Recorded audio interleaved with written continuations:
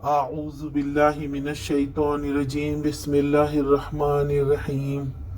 قال هي راودتني عن نفسي وشهد شاهد من أهلها إن كان قميصه قد من قبل فصدقت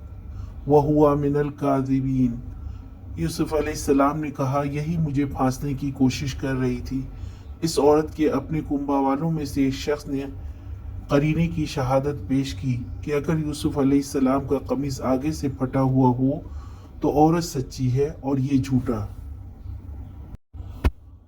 اس کے شوہر کو سامنے دیکھ کر یوسف علیہ السلام بولے اس نے مجھے میرے نفس سے پھسلایا ہے، میں ایسا سوچ بھی نہیں سکتا۔ اب اس عورت کے خاندان والوں سے ایک نے گواہی دی، قرآن نے اس گواہ کی کوئی تفصیل نہیں بتائی، لہٰذا ہم بھی اس کی تفصیل میں نہیں جائیں گے۔ اس گواہ نے کہا اگر قمیص سامنے سے پھٹی ہے تو وہ جھوٹا ہے، عورت سچی ہے۔ اس معاملے کی نوعیت یہ سمجھ میں آئی ہے کہ صاحب خانہ کے ساتھ خود اس عورت کے بھائی بندوں میں سے بھی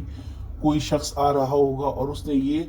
قضیہ سن کر کہا ہوگا کہ جب یہ دونوں ایک دوسرے پر الزام لگاتے ہیں اور موقع کا کوئی گواہ نہیں ہے تو قرینے کی شہادت سے اس معاملے کی یوں تحقیق کی جا سکتی ہے کہ بعض روایت میں بیان کیا گیا ہے کہ یہ موادت پیش کرنے والا ایک شیرخوار بچہ تھا جو وہاں پنگوڑے میں لیٹا ہوا تھا، اور اللہ تعالیٰ نے اسے گویائی عطا کر کے اس سے یہ شہادت دلوائی، لیکن روایت نہ تو کسی صحیح سند سے شہادت ہے نہ واضح ہے، اور نہ اس معاملے میں خواہ معجزے سے مدد لینے کی کوئی ضرورت محسوس ہوتی ہے۔ اس شاہد نے قرینے کی جس شہادت کی توجہ دلائی ہے وہ سراسر ایک معقول بات ہے، اور اس کو دیکھنے سے بیک نظر معلوم ہو جاتا ہے کہ یہ شخص ایک معاملہ فہم اور جہاں دیدہ آدمی تھا جو صورت معاملہ سامنے آتے ہی اس کی تہہ کو پہنچ گیا۔ بعید نہیں کہ وہ کوئی جج یا مجسٹریٹ ہو۔ مفسرین کے ہاں شیرخوار بچے کی شہادت کا قصہ دراصل یہودی روایات سے آیا ہے۔